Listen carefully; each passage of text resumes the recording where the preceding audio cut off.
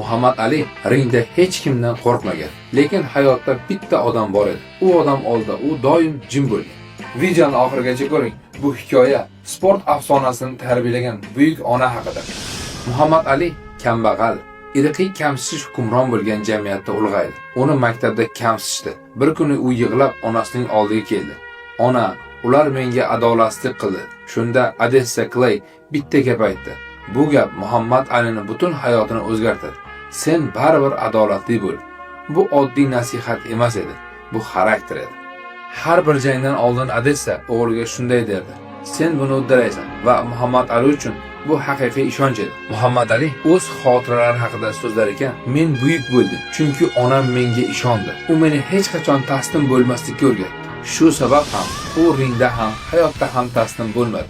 Nafaqat chempion bo'ldi, balki boks afsonasiga aylandi. Video manfaatli bo'lgan bo'lsa, buni ota-onalarga yuborib qo'ying.